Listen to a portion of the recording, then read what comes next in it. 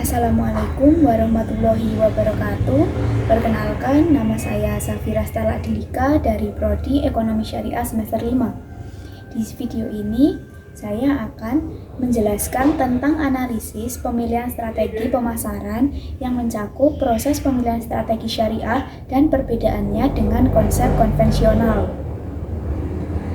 Definisi konsep pemasaran syariah secara epistemologi bersifat syariah driven, yaitu digerakkan oleh syariah sebagai sumber hukum yang berorientasi untuk memenuhi kebutuhan dan keinginan konsumen serta menciptakan value bagi mereka selama tidak bertentangan dengan sumber utama di dalam Islam, yaitu Al-Quran dan Hadis.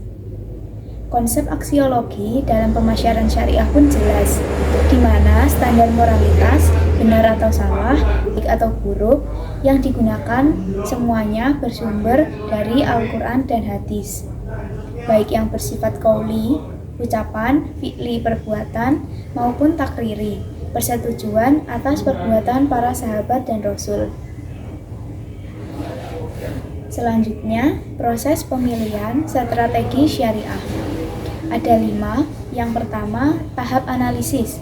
Melakukan analisis terhadap lingkungan pasar, konsumen, serta kebutuhan dan keinginan mereka yang sesuai dengan prinsip syariah. Yang kedua, segmentasi pasar. Menentukan segmen pasar yang sesuai dengan produk atau layanan berbasis syariah. Misalnya, pasar yang memiliki kesadaran penuh terhadap produk halal. Yang ketiga, targeting.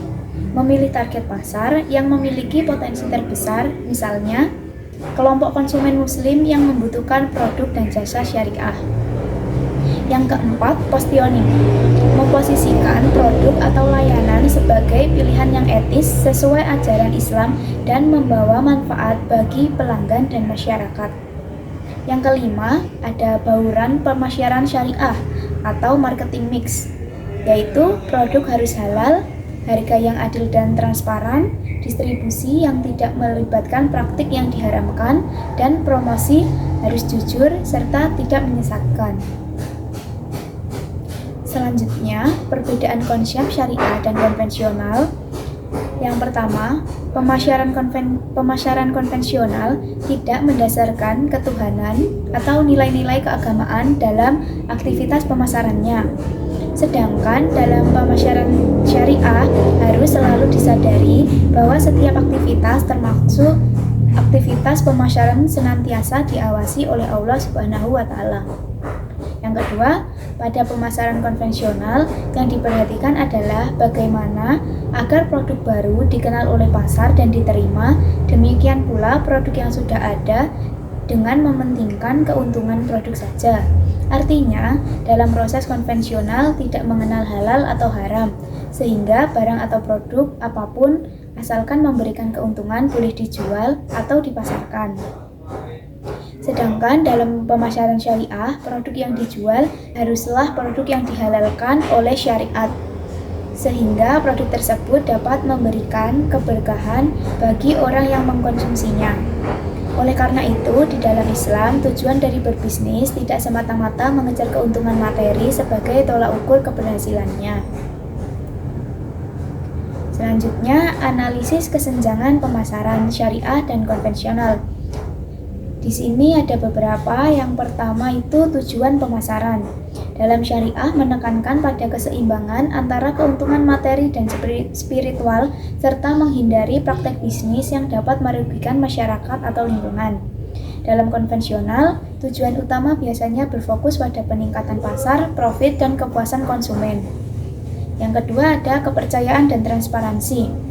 Dalam syariah, mengutamakan kepercayaan dan keadilan. Bisnis yang tidak transparan dianggap tidak sah dalam sistem syariah. Dalam konvensional, seringkali batasan moral atau etis dalam transparansi lebih fleksibel dan bergantung pada regulasi dan standar perusahaan. Selanjutnya, model kelompok strategi umum. Ada 4 strategi. Yang pertama, strategi diferensiasi, yaitu membedakan produk syariah berdasarkan kualitas atau fitur tertentu yang tidak dimiliki oleh produk konvensional. Selanjutnya, strategi fokus. memfokuskan pemasaran pada segmen pasar tertentu. Selanjutnya, strategi biaya rendah, yaitu menyediakan produk syariah dengan harga yang kompetitif untuk menarik lebih banyak konsumen dari pasar konvensional. Yang keempat, yaitu strategi inovasi, mengembangkan produk dan jasa baru yang sesuai dengan prinsip-prinsip syariah, misalnya layanan perbankan syariah dengan produk inovatif yang memudahkan konsumen. Sekian penjelasan tentang analisis dan pemilihan strategi pemasaran yang mencakup proses pemilihan strategi syariah dan perbedaannya dengan konvensional. Kurang lebihnya saya mohon maaf, saya tutup. Assalamualaikum warahmatullahi wabarakatuh.